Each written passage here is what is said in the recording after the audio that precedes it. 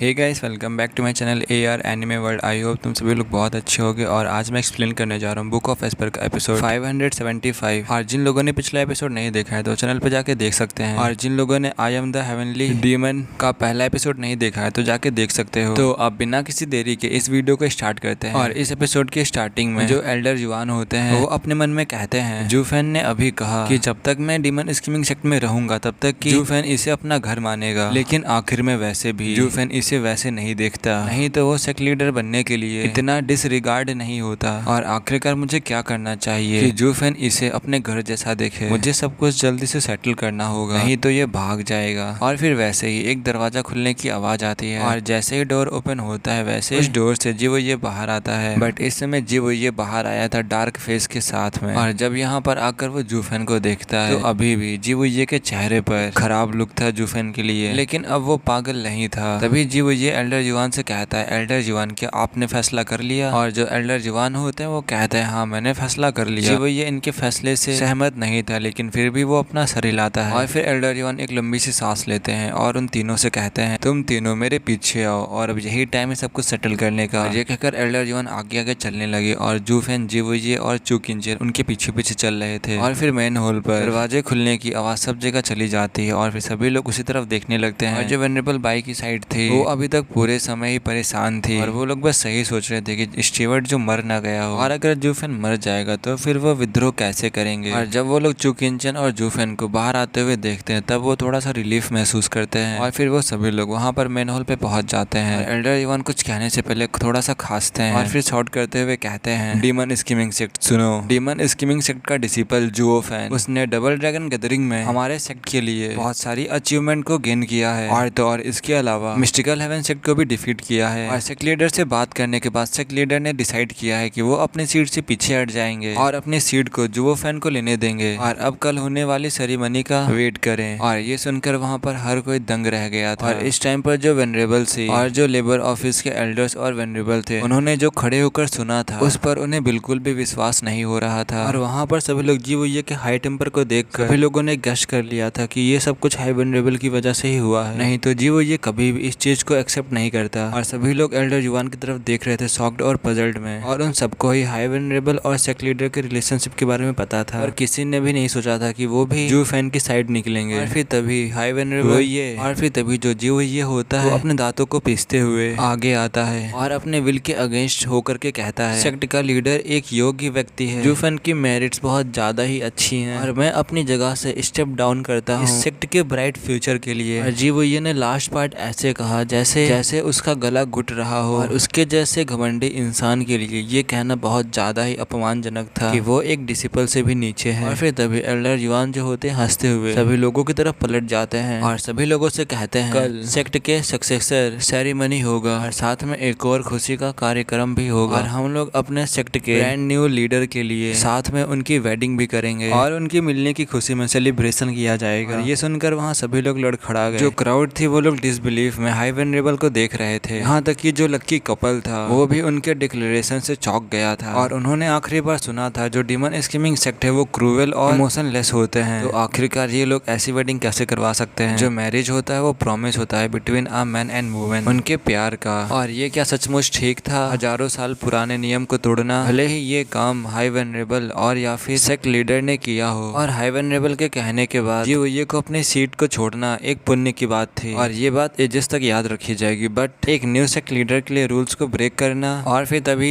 जो वेनरेबल सी होता है वो कहता है, जूफेन तुम भले ही जीत गए होगे लेकिन बहुत घमंडी मत बनो, तुम क्लियरली डिसऑनर कर रहे हो डीमन स्कीमिंग सेक्ट के रूल्स को। हम एक लड़की होने पर आंख बंद कर सकते हैं और इसीलिए जाओ और अपना मजा लो, लेकिन अब तुम इसे मुद्दा बनाना चाहते हो और ये हम सभी के खिलाफ साफ साफ अवेलना है। और तभी एल्डर युआन वेनरेबल सी की तरफ कोल्ड आइज से देखते हुए जूफेन से कहते हैं, इन गीजर्स को देखो तुम्हारी वेडिंग के अगेंस्ट है और बिल्कुल भी केयर नहीं करते हैं कि कौन सेक्ट लीडर है और मैंने भी तुमसे यही कहा था। और फिर पता नहीं यहाँ पर कोई कहता है, शायद जूफेन या वेनरेबल से इनमें से कोई कहता है, आप सही कह रहे हो लेकिन क्या ये सब कुछ ज्यादा ही अपमानजनक नहीं है? ये हजारों साल पुराने नियमों को तोड़ने जैसा है, ठीक वैसे ही जैसे मैं अपनी सीट पर बैठा हूँ। देखो जो वेनरेबल बाई हैं वो भी कुछ नहीं कह रहे हैं, हम सभी भी डिमोनिक कल्टीवेटर्स हैं। और फिर तभी एल्डर युआन कहते हैं, मुझे मत बताओ कि तुम मिस चू के साथ शादी करना नहीं चाहते हो। और फिर तभी जूफेन कड़वी मुस्कान के साथ चुकिंचन की तरफ मुड़ जाता है और चुकिंचन से कहता है, मैं एक डिमोनिक कल्टीवेटर हूँ, इसके टेबोस को जानता हूँ, मतलब वर्जनाओं को जानता हूँ, और हालांकि भले ही मैं एक एक्सेप्शन हो सकता हूँ पर तब भी मैं किसी डिमोनिक कल्टीवेटर को नहीं तोड़ सकता। और फिर एल्डर जुवान कहते हैं, जूफेन बिल्कुल नहीं, क्या तुम्हें याद नहीं है कि मैंने तुम्हें क्या बताया था, डिमोनिक कल्टीवेटर का प्यार में होने की क्या शर्त है। तभी जूफेन कहता है, बेशक मैं जानता हूँ ये एडवांस प्लेयर्स के लिए है, ये ऐसा स्टेज है जिसे उन्हें पार करना ही होगा। तभी एल्डर जुवान अपना सर हिलाते हुए कहते हैं, हाँ, जो लोग परस्यू करते हैं डाउ को वो लो को कंट्रोल कर सकते हैं। मैंने हमेशा ही इस बात पर दुख जताया है कि डीमन स्कीमिंग सेक्ट में कि कितने लोग जुनूनी हो गए थे, बल्कि उनमें से बहुत कम लोग दाव पर चलते थे और सेक्ट के रूल वास्तव में हमारे कल्टीवेशन के तरीके की रक्षा करने के लिए है। लेकिन जब से तुम आए हो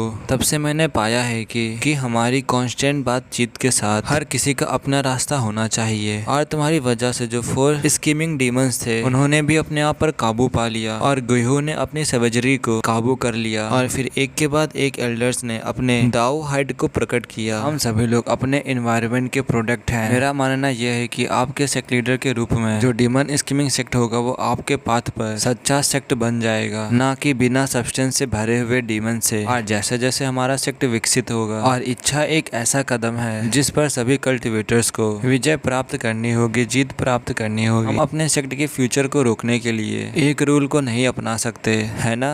और ये कहकर एल्डर जुवान हंसने लगते हैं। तभी जो जूफेन होता है वो अपने हाथों को जोड़ते हुए एल्डर जुवान से कहता है, एल्डर जुवान आप बहुत ज्यादा ही बुद्धिमान और ब्रॉड माइंडेड हैं। और फिर तभी एल्डर जुवान हंसते हुए कहते हैं, मैं बस ये सब कुछ सेक्ट के ग्रोथ के लिए कर रहा हूँ, और जो लोग बिना पाथ के होते हैं तो उन्हें ग्रो होने में मुश्किल और भी ज्यादा मुश्किल होती रहती है। इतना ही वो कल्टिवेट करते हैं उनको और भी ज्यादा मुश्किल होती जाती है। और ये एंड में एक डेयरिंग बेट है, और ये बताना अभी बहुत जल्दी है कि कितने लोग इस एग्जाम को पार कर पाएंगे। अगर बहुत सारे शिष्य अपनी इच्छाओं से मर जाते हैं तो मुझे मेरे इतिहास में, मुझे मेरे हिस्ट्री में कंडेम्ड किया जाएगा, निंदा किया जाएगा। लेकिन अगर ये इसके अराउंड है तो इस थ्रेशोल्ड को ओवरकम करके तो डीमन स्कीमिंग सेक्ट पूरी तरह से बदल जाएगा। और जूफेन एल्डर जुवान की बोल्डनेस को एडमायर कर रहा था। और फिर दोबारा से जो एल्डर जुवान होते हैं जूफेन से कहते हैं, इस डीमन स्कीमिंग सेक्ट के ग्रैंड वेडिंग के साथ तुम फाइनली इस प्लेस से बिलोंग करने लगोगे। और ये कहकर के हंसने लगते हैं। और जब जूफेन ये सुनता है तो वो चौंक कर एल्डर जुवान को देखकर तंग रह गया, और उसे जल्दी ही यह नहीं भूलना था कि वो और किंचन शादी कहाँ करने जा रहे हैं, यह तो पक्का था। अभी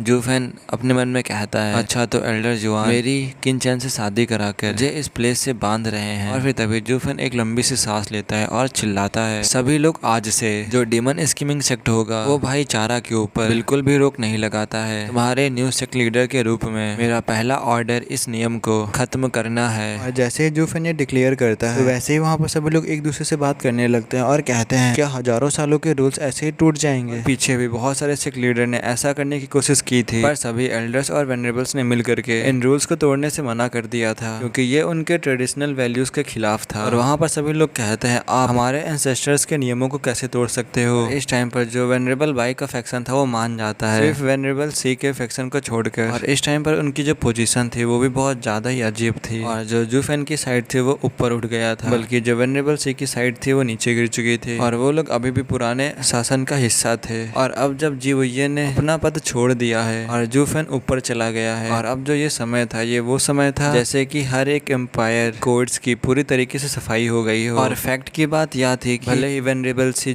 जूफेन के खिलाफ हो, लेकिन तब भी वो कुछ नहीं कर सकता, क्योंकि वो बस एक वेनरेबल था जिसके पीछे कुछ हंड्रेड्स ऑफ पीपल थे। और अगर अब वो कुछ भी बोलता तो उसकी सीट खतरे में आ सकती थी। हालांकि विद्रोह के समय हत्या करना किसी के भी विवेक पर निर्भर था। और फिर तभी कोई वेनरेबल सी से कहता है, वेनरेबल सी क्या ये लड़का पागल हो चुका है, ये हमारे एंसेस्टर के रूल्स को तोड़ना चाहता है, और क्या आप इसके लिए कुछ भी कहना नहीं चाहते हो। और ये कोई एल्डर कह रहा था वेनरेबल सी से। और फिर तभी जो वेनरेबल सी होते हैं उसकी तरफ देखते हैं और कहते हैं, स्लो बोलो, चुप हो जाओ, क्या तुम मुझे मरवाना चाहते हो।